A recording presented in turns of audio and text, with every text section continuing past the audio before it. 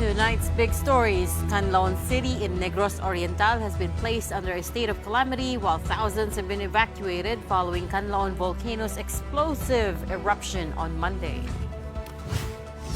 The AFP releases its own video of the May 19 encounter at Ayungin or Second Thomas Shoal, showing Chinese Coast Guard chasing after, then seizing food supplies meant for Filipino troops at the BRP Sierra Madre. And 49 police officers in Bamban have been relieved from their posts amid the investigation into Mayor Alice Guo. We'll be speaking to Guo's legal counsel, Attorney Stephen later on. Good evening. Welcome to the show. I'm Regina. I'm Gretchen. And I'm Shawn. Canlaon City in Negros Oriental is now under a state of calamity following Canlaon volcano's explosive eruption on Monday. Several towns and barangays are now covered in ash, forcing residents to evacuate. Here to give us updates from the ground, we have News 5's Gio Robles. Gio, what's the latest on that? Ladies, glad to see you. As we speak, over 500 families in Negros Island have evacuated since last night following the eruption of Canlaon volcano. Kanlaon City, where I am right now, has been placed under a state of calamity with several barangays directly affected by the phreatic eruption. Following last night's volcanic activity, nearby towns can be seen covered in ashes. Even this cabbage farm in Barangay Masulog Uno in Canlaon City was also covered in ashfall. Residents say they were caught unprepared by the eruption. Canlaon volcano spewed plumes reaching 5,000 meters high on Monday, prompting authorities to declare alert level 2. Daway na ko gurok balo kung anong kudyuton ko. Wala na ka mo nagduwa-duwa pa magtiner sa balay nyo? Ay, oo malagyo kaya kay amo sinaya. Mahirap sir kasi bata, mahirap makalanghap ng asopre. Dito na dumiretso, yung malayo sa amoy ng asopre. The Canlaon LGU has prohibited any activity within the volcano's 4-kilometer radius permanent danger zone. The local government also ordered since last night mandatory evacuations in the areas within the permanent danger zone or PDZ. President Bongbong Marcos has assured help for the families affected. Patuloy ang ating mga ahensya tulad ng PhilBox, NDRMC at ang DSWD sa kanilang masusing pagsusubaybay at pagbibigay ng suporta. Namigay na tayo ng mga sleeping kits sa La Castellana at may 13,000 family food packs na ang nakapreposition sa Negros Island at may karagdagang 40,000 food packs at iba pang non-food items na paparating. Naka-standby din ang ating mga air asset para sa mas mabilis na pagresponde. The National Police is also on standby, ready to deploy forces to help with the search and rescue activities when needed. As of today, or as of this time, FIVOC's latest advisory, Canlaon volcano remains under alert level 2. The agency warns that another eruption is still possible as well as lahar flows. From Canlaon City, back to you. Reporting to us from Negros Oriental, that was News 5's Gio Robles. Moving on now to the West Philippine Sea, the AFP categorically denied China's accusations that Philippine troops stationed at the grounded BRP Sierra Madre pointed their guns at the Chinese Coast Guard. The Philippine military also released video evidence that China snatched supplies meant for Filipino soldiers. Ryan Castillo has that report. Lako! Lapitan nyo kagad para drop.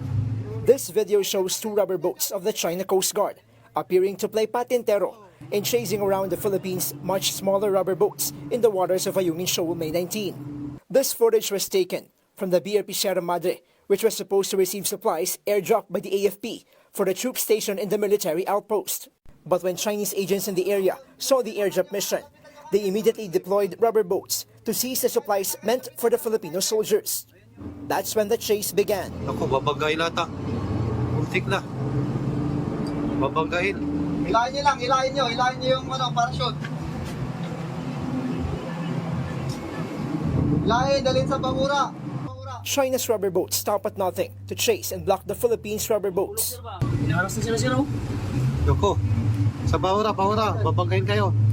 The Chinese rubber boats soon started approaching the BRP Sierra Madre, and with tensions rising, soldiers aboard the BRP Sierra Madre were ordered to take their positions and to be on alert.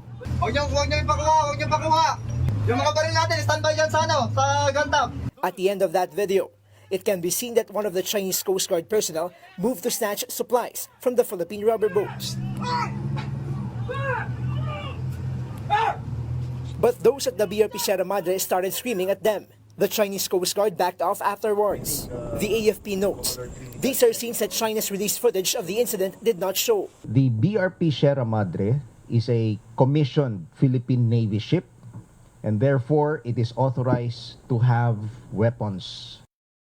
China made it appear as though the Philippine troops pointed their guns at the Chinese Coast Guard. But the AFP categorically denied that this ever happened. We are denying that any of our soldiers pointed deliberately their guns to any of the Chinese. Our soldiers, as a precautionary measure, held on to their firearms. It's part of the rules of engagement. Lahat yan. Hindi pwedeng hindi ka handa in case something happens. There have been multiple incidents in the past of Chinese and Philippine ships colliding during resupply missions to Ayungin. But now that the Philippines has resorted to using planes and air dropping of supplies instead, China is still not backing down. Wala na yung harassment na nangyayari sa dagat, no? Pero still, nakita niyo sa video, ganun pa rin eh. Ganun pa rin. Ayaw tayong tantanan. In total, 3 of the 4 batches of supplies were received by the Filipino troops in BRP Sierra Madre. 1 batch was seized by the China Coast Guard and were thrown into the sea when they found out that it only contained food and medicine. Despite the incident, the AFP says it's not giving up and will continue its resupply missions. Ang bilin po ng ating Pangulo ay wag nating hayaan na mag-escalate yung situation. We are practicing maximum tolerance.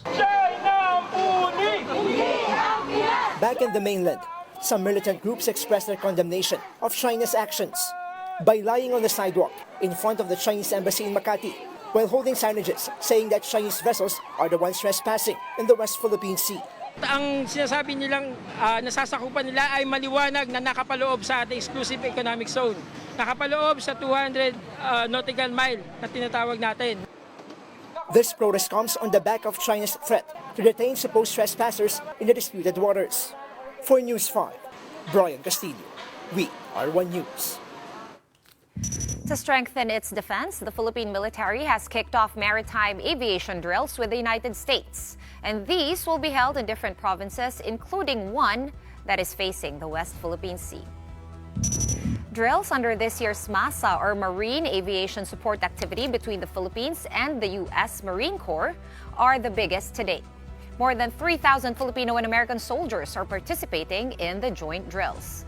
The training will focus on the use of aviation support or the involvement of air forces in military operations on land and sea. MASA also aims to further enhance the capabilities of the two allied forces to work together in various military operations, particularly in the air. Philippine and American Marines and service members will be working side by side, advancing our aviation capabilities together to enable coastal defense, enhance air and maritime domain awareness, and to increase our integrated air and missile defense capabilities. Goal actually is for us to be able to put a capability that can support and defend our territory. This is all about how to defend the Philippines. Like the Balikatan exercises back in April, literal live fire exercises will again take place in Ilocos Norte. There will also be exercises held in Palawan, facing the West Philippine Sea, and Batanes, the Philippine province closest to Taiwan. Philippine and U.S. Marines once again stressed that MASA is not being held in relation to any regional conflicts. But there will be a permanent posting of the 4th Marine Brigade in Burgos, Ilocos Norte. We defined our territorial defense, and so we considered the one in the north is also vulnerable because of it is considered international passage. It is considered a terrain that has historical footnotes during the previous conflicts we experienced. So we adjusted our deployment so that we can cover the 7,000 islands so that we can provide a good maritime security posture in our archipelagic nation.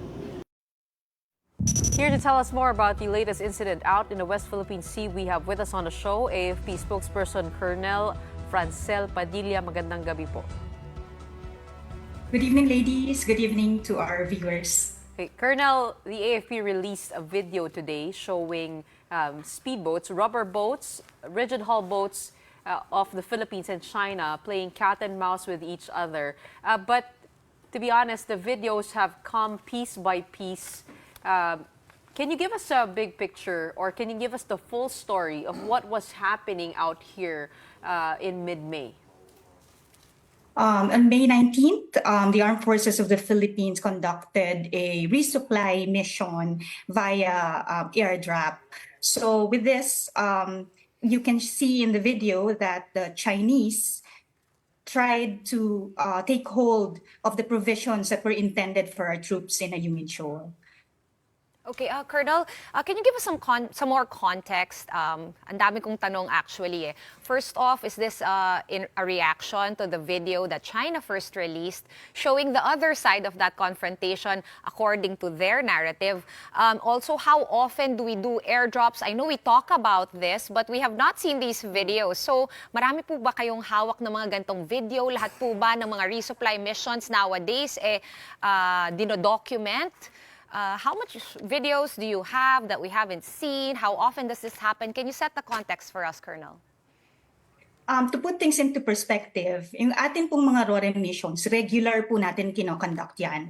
Not only in Ayungin Shoal, but all the other features that we have within the West Philippine Sea and our exclusive economic zone. So this is a regular thing for the Armed Forces of the Philippines because the troops that are detailed in these areas are Armed Forces of the Philippines personnel. So it is part of our mandate to provide for their welfare. So kailangan natin i-rotate sila and of course provide for their provisions. So it's a regular conduct of activity that we have, including all the other features. Yes, meaning, sorry, Colonel, I was actually meaning to ask, like, when does it happen that it's an airdrop? Kasi minsan, di ba, by boat rin po dinadala yung mga provisions. I remember a few months ago, we were talking about, ba't di na lang i-airdrop since laging ang hinaharang yung mga bangka? Yung po ba yung nagyari kaya naging airdrop siya? Or are the RERO or RORES alternating between airdrop and boat? Yeah, and boat routes? Yes, ma'am. No, that's all part of the operational mix of the Armed Forces of the Philippines. So, depending on the situation and the urgency, tinitingnan po natin kung ano yung kailangan natin gawin in order to conduct this rotation and resupply missions. Pero parang napaghandaan po ng China ito, no? Ano yun? Parang were they reactive here? Kumbaga nakita nila na this was happening or napaghandaan nila? Alam nilang darating. Tsaka ilan po yung mga rubber boats ng China? As you can see in the video, no, over and above the ribs ng China, meron din kasi in the background, makikita nyo yung Chinese militia vessels and their PLA Navy. So yung presence nila nandyan din lang sa area. And when they saw that the aircraft going in for the airdrop was coming, tsaka nila dineploy yung kanilang mga ribs. But really, what we have to discuss is yung presence nila in the area. We have to take into context that this is the exclusive economic zone of the Philippines, 200 nautical miles. So to begin with, they have no business being in the area in the first place. When you say that they started to react when they saw the Philippine troops coming, were there any ships nearby or talagang these were just rubber boats? No, there are ships nearby. You have Chinese militia vessels and a PLA Navy ship and the Chinese Coast Guard vessel ship in the area. So we are thinking whether kung saan talaga nanggaling itong mga ribs na to, no? They are deployed from a bigger mothership.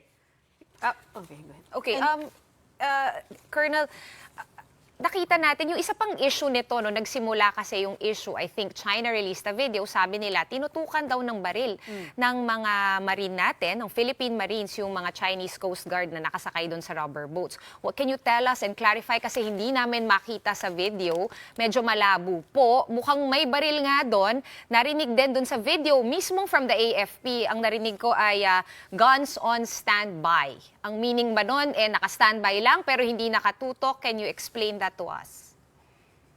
Yes, no. Let us put into context that the LS-57 is a commissioned Navy vessel. So, we have all the right to bear arms, yung mga tropa natin, no, that are stationed in the area. But looking at this in a bigger perspective, let us not be dissuaded on the real issue here, which is China's illegal presence in the West Philippine Sea. They have their illegal, coercive, aggressive, and deceptive activities. And this is one of them, no? Yung pag-agaw nila ng provisions that are intended for our troops. So really, Chinese are the ones causing provocation and heightened tensions in the West Philippine Sea and disrupting the peace in the Indo-Pacific region. Colonel, there were also reports that China blocked the medical evacuation of ailing Filipino troops. Can you confirm that and give us more details? Yes, ma'am. No, there was a medical evacuation for 3 of our ailing soldiers prior to this RORE mission, which was obstructed by the CCG. First time that this has happened, I mean, our airdrops being stolen from us, pati medevac natin nahaharangan. Ito ma'am, no, ito yung una pa lang na naiulat na ganitong activity nila ngayon sa area. Okay, isa pang clarification, Colonel, regarding ulit dun sa guns. You didn't actually answer kung nakatutok po ba yung mga gun or naka-standby lang, and ano yung difference nun in terms of military protocol and SOP. Bilang civilians kami, we're not exactly sure kung sinabi mong standby ba nandito lang sa tabi, na nakababa, or nakatutok ng ganon? Like, how does that work? Yes, ma'am, no. To put into context, our personnel are governed by the rules of engagement. And clearly, they acted with the highest level of professionalism, restraint, and discipline in this performance of their mission. So ito is for us to safeguard our sovereignty and our sovereign rights. So dito, ma'am, because yung Coast Guard vessels nga, yung ribs nila, are trying to get hold of our provisions, no? These foreign vessels had ventured dangerously close to our military vessel.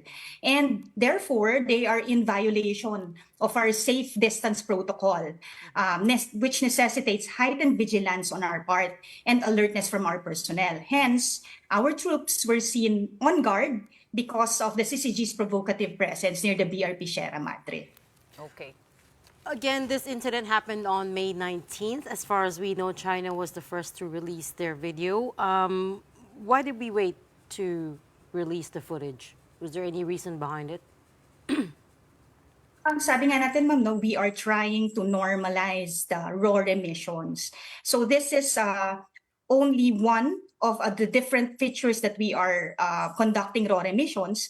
Other features po, ma'am, talagang continuous naman natin ginagawa yan. And there's wala namang big issue on how we conduct our RORE missions other than this. So gusto na natin, ma'am, i-normalize that this is part of all of the features that we perform RORE missions on a regular basis. Colonel, sa totoo lang, nung pinapanood namin yung video, medyo nakakagalit siya eh. Kasi, I mean, this is concerning already food and humanitarian aid to the military outposts. And even the Coast Guard spokesperson Roy Vincent Trinidad said, common sense naman na hindi construction materials yung ini-airdrop dito sa Ayungin.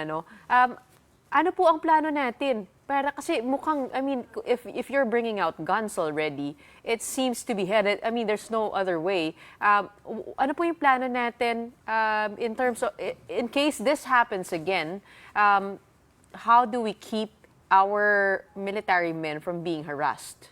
Meron po ba tayong adjustments?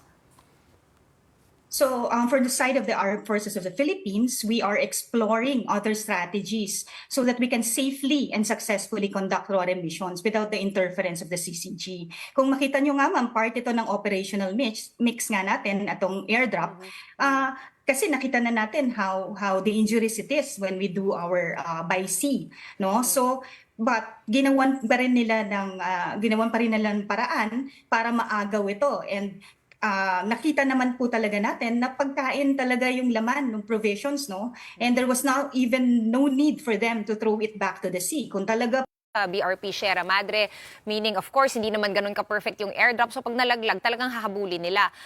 Kitang-kita natin sa video na sobrang dehado po yung mga bangka natin. Meron bang plano na bigyan ng mas malakas na makina yung mga rubber boat natin para naman kung maghabulan ulit, mas may chance tayo na makuha yung mga ayuda? Yes, ma'am, no? This is all part of our Horizon 3, our modernization projects. Ito po, galing ito sa LS-57 nga. Hindi kasi possible, no, na directly i-drop yung provisions to the vessel. So really, very near po talaga yung pag-drop ng ating airdrop missions, very near the vessel, our LS-57. And talagang nire-recover na lang siya ng rubber boats natin. So makita niyo po talaga na with the effort of the Chinese to get a hold of it, lumapit po talaga sila ng husto sa ating commissioned Navy vessel. Parang lang ipalayok sa children's party. Yung para pag nalaglag, uunahan. Yeah, go ahead, Ren. So just a last question for me, Colonel. I was wondering if you could give us an update on Admiral Alberto Carlos, the former chief of the Westcom. Last we spoke to you, you said he went on personal leave, but before we knew it, he had, been relieved from his post already. So what is the latest on that? Admiral Carlos is still on leave at this moment, ma'am. Nag-extend po siya, no? So for us to, syempre critical po yung area ng Westcom, kaya po nag-full-time na po tayo ng Westcom commander in the person of Vice Admiral Torres. So sa ngayon po, si Vice Admiral Carlos is under the headquarters support command of the General Headquarters Armed Forces of the Philippines, on duty po under the Office of the Chief of Staff. Colonel, as we know that China has imposed its 4-month fishing ban in the South China Sea, and there are reports that they have been threatening to arrest trespassers. Ano pong protocol natin sa kasakaling may Pilipino na ma-detain for fishing or trespassing? Ito pong detention, ma'am, no, and our law enforcement activities in our seas. So they are primarily the role po of the Philippine Coast Guard and the BFAR. So ang Armed Forces of the Philippines po, being in the area, patrolling our waters, will also assist accordingly in the law enforcement activities if need be. Okay, so meaning wala pang plano ba? Or do we have, kunyari, may nakikinig na mangingisda dito at nahuli silang trespassing, ano po yung magiging response? Kukunin sila nung Chinese Coast Guard? Anong depensa nila? As of this moment, ma'am, no, we cannot speculate on the future actions that we need to take on such scenarios because there are different scenarios and risk-based analysis to this, such as andun ba yung Philippine Navy vessels natin in the immediate vicinity pag ganitong nangyari, would they be detaining a fisherman and all that. So suffice to say po that we have contingency plans in place. All right. Maraming salamat for sharing all those details with us. We have AFP Spokesperson Colonel Francel Padilla. Up next, after the suspension of their mayor, Alice Guo, 49 cops in Bamban were also relieved to make way for the investigation into pogos in the municipality. We'll talk more about the case with Mayor Guo's lawyer, Attorney Stephen David, when we return. Keep it here.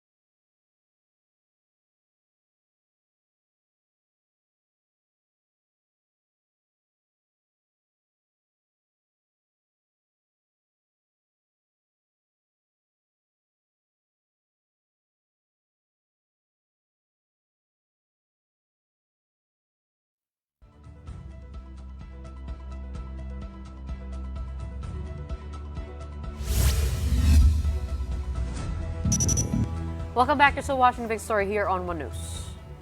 Almost 50 cops in Bamban were relieved from their posts after the suspension of Town Mayor Alice Guo. The Presidential Anti-Organized Crime Commission, or PAOC, also says that they have enough evidence to prove that Mayor Guo is involved in pogo operations in Bamban. Ria Fernandez with the details. Transactions at the Bamban Municipal Office remain uninterrupted despite Edwin Ocampo and Municipal Legal Officer Aiden Sigua. In a statement, Mayor Guo maintained her innocence, noting that she is only serving the people of Bamban. Guo's lawyer, Attorney Stephen David, stated that in response to the Ombudsman's order, they will file a motion for reconsideration and a motion to lift the suspension. Meanwhile, 49 police officers in Bamban Tarlac were relieved from their positions, also in connection with the investigation of pogo operations in the town. According to the PNP, they are looking into possible neglect of duty or negligence among the assigned police officers in Bamban. The dismissed police officers will be transferred to Police Regional Office 3 to undergo values formation and reorientation program. They will be replaced by police officers from various towns in Tarlac. How come for the longest time ay nag-ooperate po itong sinasabing illegal na pogo diyan sa kanilang lugar? How come na hindi po nila na monitor na may mga ganito na palang illegal activities? Unforgiving tayo dito sa mga ganitong klaseng mga pulis natin kung talagang nagkaroon ng kapabayaan. Meanwhile, Senate President Pro Tempore Jinggoy Estrada revealed that a mayor in Pangasinan is operating a pogo in Bamban Tarlac. According to Senator Jinggoy's source, the said mayor is allegedly a partner of Mayor Guo. I just received a very, very reliable information that her partner is a public official. So, sabi ng mayor ng isang maliit na bayan sa Pangasinan. And according to my bubuit, siya yung nagpapatakbo ng POG operations ng owned by allegedly kay Mayor Alice Guo doon mismo sa Bamban. Despite the preventive suspension, Guo's camp continues to insist that she has no involvement in the pogo operations in Bamban. Ano bang connection niya sa pogo? Wala nga siyang, hindi nga siya nakita doon, wala nga siyang pangalan doon. But speaking with Radyo 5 Ted Filon and DJ Chacha, Presidential Anti-Organized Crime Commission spokesperson Winston Casio said that they have found enough documents to prove that Mayor Guo is involved in the pogo operations in Bamban. The PAOC is the agency that led the raids in Bamban's pogo compound. Medyo nabigla kami nung nakatanggap kami ng mga disconnection notices galing doon sa Tarelco 2, nakapangalan kay Mayor Alice Guo, Bamban Tarlac.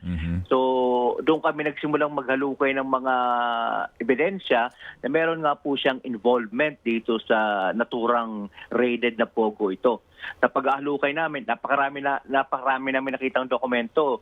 Una na nga po doon, yung bukod doon sa Tarelco bill, yung letter of no objection. The PAOC says they are also preparing to file charges for tax evasion and violation of securities laws against Guo. For News 5, Ria Fernandez, we are One News. Here to give us their side on the matter, we have with us tonight, live via Zoom, Attorney Stephen David, Legal Counsel of Bamban Mayor Alice Guo. Good evening, Attorney. Thanks for making Good evening, Gretchen. Thanks for making time out for us today. I'm sure you're extremely busy. Hindi naman, okay lang. Thank you. You're a little dark, but it's okay as long as we can hear you, I guess.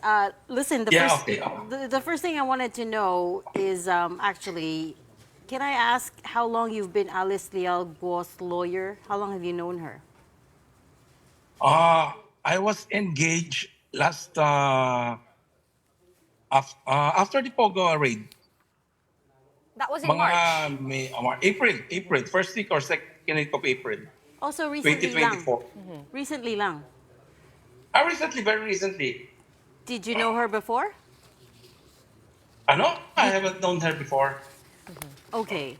And but the thing is that, attorney, you're defending her, right? So how I'm just curious, like how you're able to verify her statements. There's been a lot of inconsistencies in the statements that she's given to Senate, right? No, I was in the Senate investigation, attended all the Senate investigation.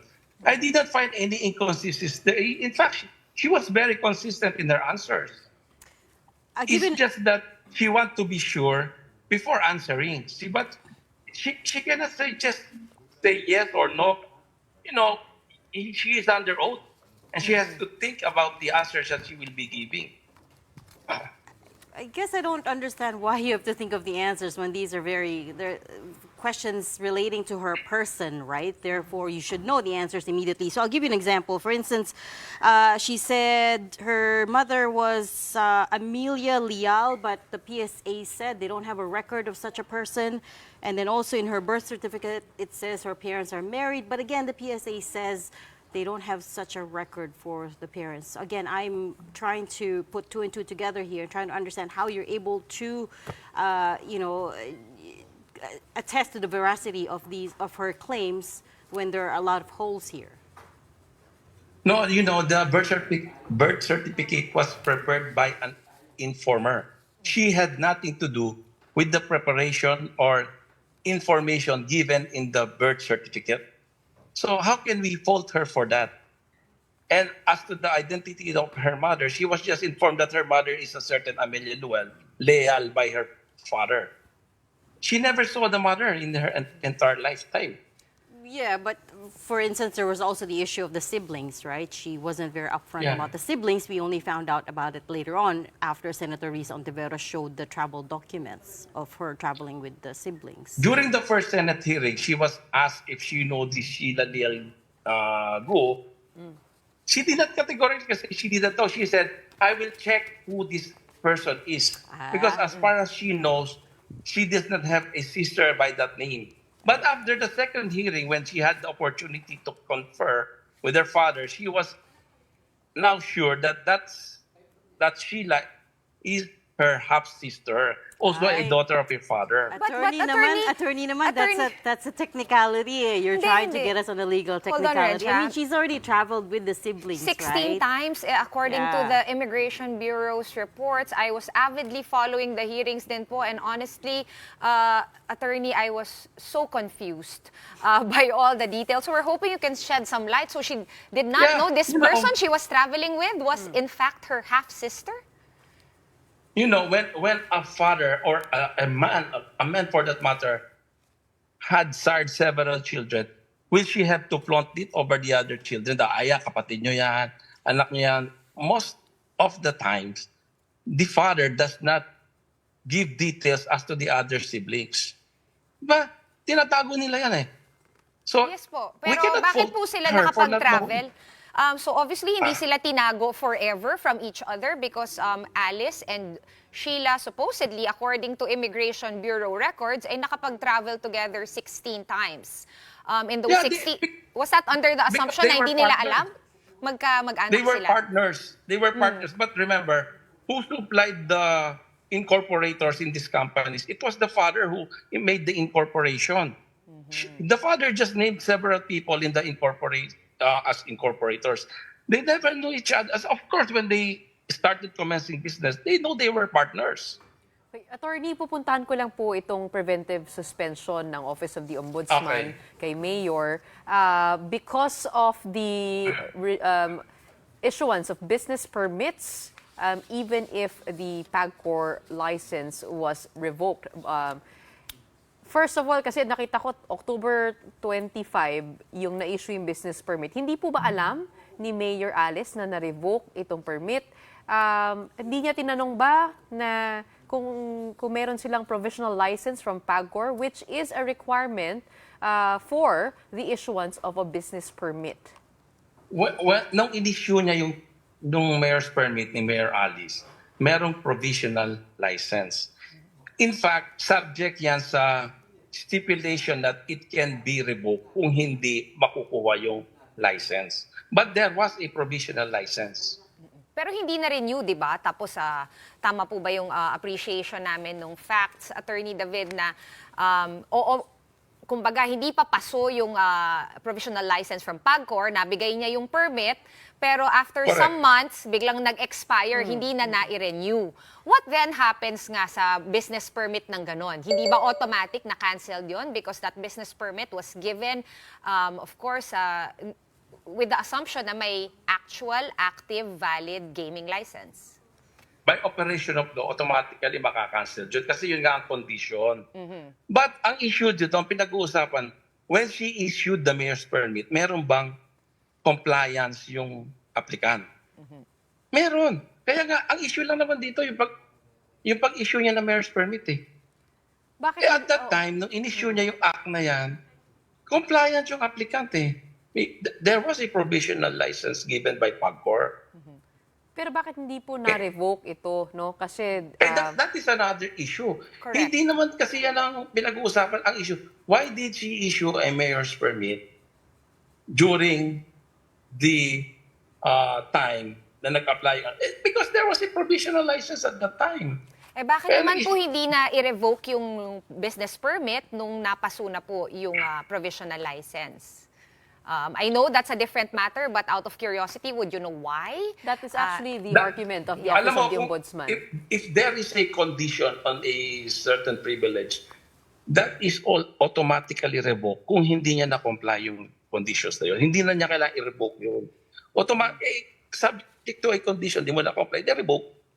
Revoke na yun by operation of law. Correct, but this was her former land, a piece of land, as part of the Baofu land development, which she says she has divested from. She should have, done something, knowing that na-revoke na nga po itong license ng Zunyuan. Bakit wala pong ginawa si Mayor? Ano ba dapat ang gagawin niya doon? Wala naman siyang participation sa ano na yan, sa operation na yan. Wala siya ron eh. Wala naman siyang role dun eh. Oh, pero trabaho niya po bilang mayor to make sure that everybody is compliant. Alam mo, yung pag-monitor ng mga POGO operations na yan, hindi siya may trabaho niyan. It's the legal responsibility of PAGCOR. Meron silang 24-hour monitoring operation yan for platform audit. Kasi, there are gamblings here, bidding, etc. Ang government is interested in the taxes that will be remitted to the PAGCOR. So hindi ang mayor ang may gawa, ang may responsibility noon. But nakikita po natin sa ibang syudad, katulad na lang po dito sa malapit po sa Pasig City, close down itong mga POGO. Mayor pa po nagpupunta para isarado yan. Correct. Kung meron mag-trigger ng report, wala naman nag-trigger sa kanya. Ibig sabihin wala po nag-report? Wala namang report na certain irregularity, illegalities are being perpetrated in that area. Di sana nag-trigger yan, nag-create siya ng team para imbestigahan yan, ipadlock. Makialam ka, mayor, kung makialam ka sa isang negosyo, you will be misunderstood as asking for protection money. Walang trigger. You're saying she was completely unaware that the business was not compliant? Ano yung not compliant? Compliant nga siya eh. No, but you're saying... Kaya nga in-issue ng mayor's permit.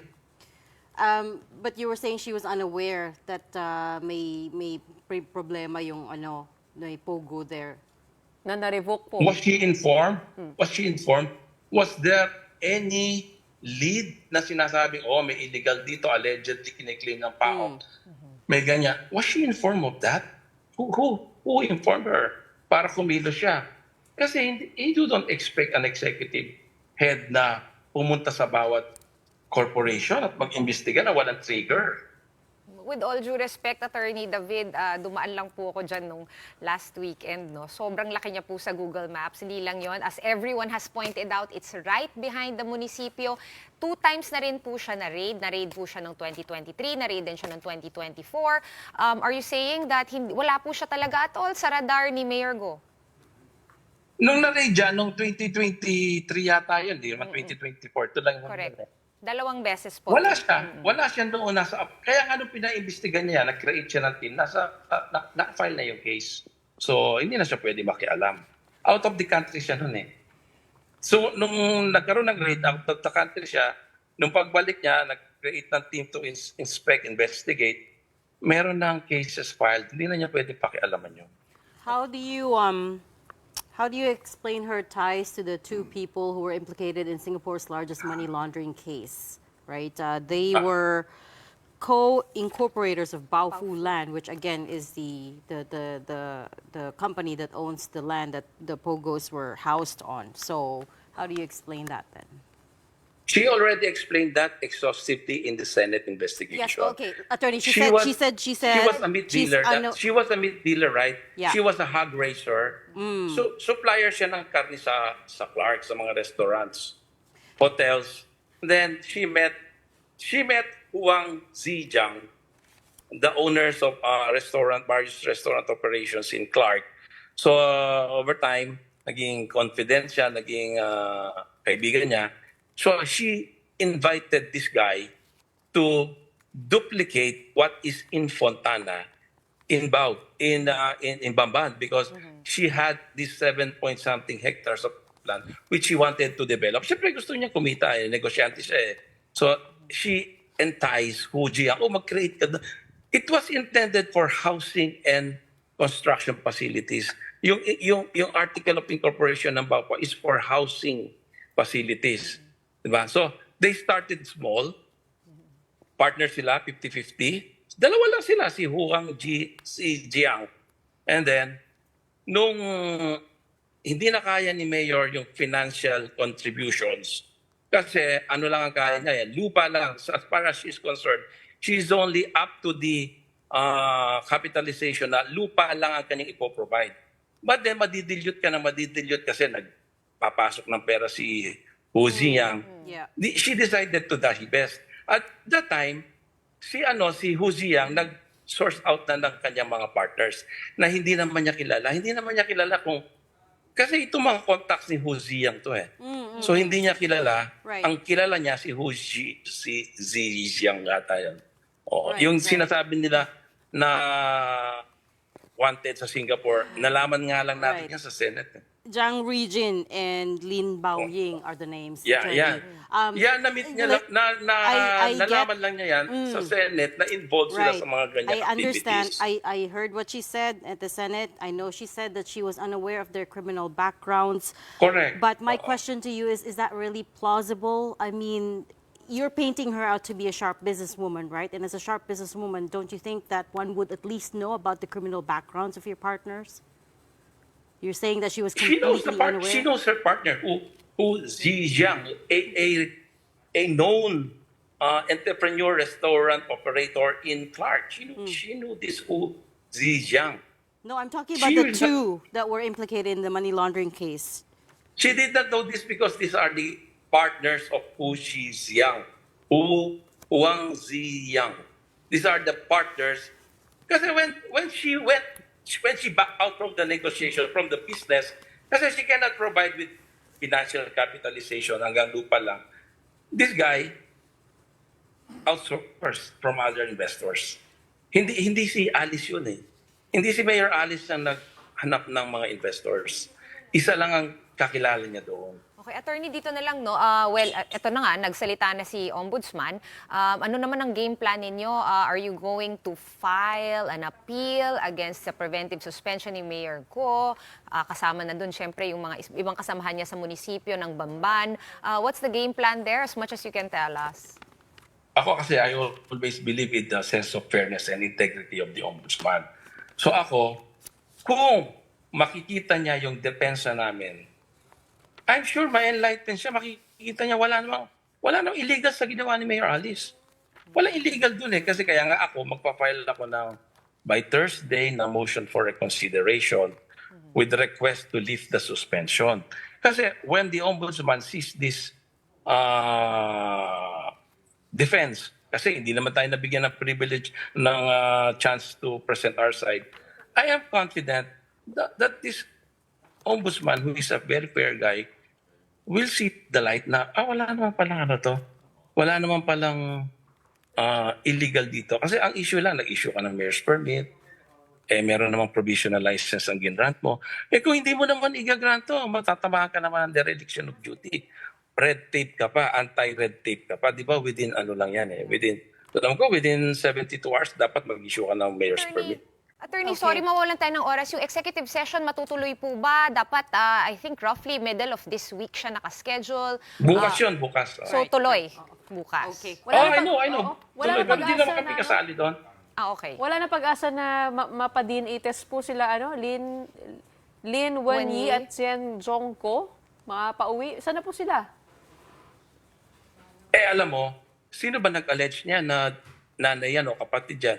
Di ba, ang allegation is just allegation. Allegation is not evidence. So kung ikaw, ina-allege mo yan, dapat i-prove mo yon para maniwala. Kasi ang problema sa social media, allegations pala, pinaniwalaan na. Sila ang nag-claim eh. Dapat sila magpatunay. Okay. We don't have to act, we don't have to respond to that. Okay. As far as we know, categorically, hindi niya nanay yan. Okay. We will continue following this story, beginning with your executive session tomorrow and as well when you file the motion on Thursday. We thank you so much for your time tonight. Attorney Stephen David, Legal Counsel of Bamban Mayor Alice Guo. We're going to pause for a very quick one right now, but right after that, the Marcos administration slashes tariff rates on several key products, including that all-important produce, rice. Details when we return. Stay with us.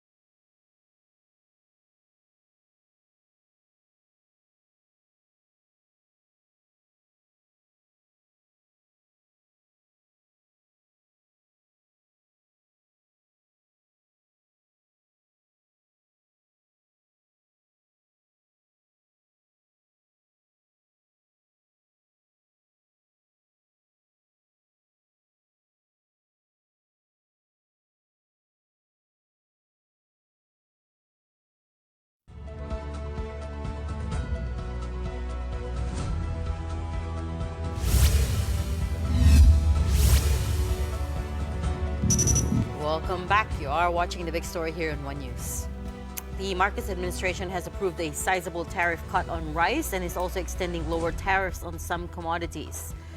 The NEDA board, which is chaired by the president, signed off on the new comprehensive tariff program for 2024 to 2028, cutting tariffs for rice down from 35% to 15%. The program also extends lower tariffs on corn, pork, and mechanically deboned meat until 2028. NEDA Chief Arsenio Balisacan says the move to cut rice tariffs should help bring down rice prices without hurting the government's revenue too much.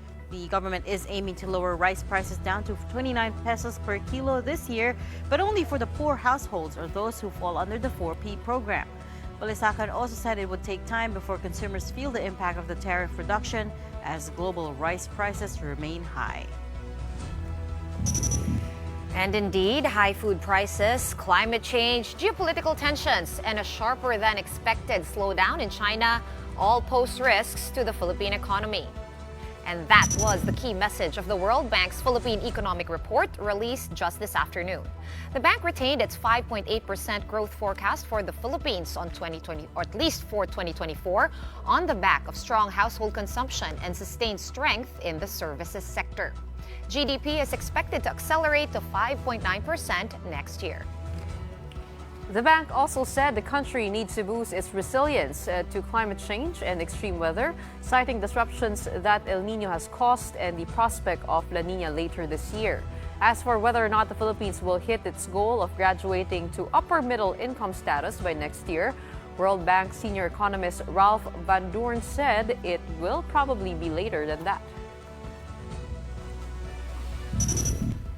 to end the show on a bad note again. That's not so bad. 5.8 this year, 5.9 next year. That's still amongst the fastest in Southeast Asia. So at least on paper. Pero ako nabitin ako dun sa interview natin kay Atty. Ako nabitin ako sa lahat ng interview natin tonight.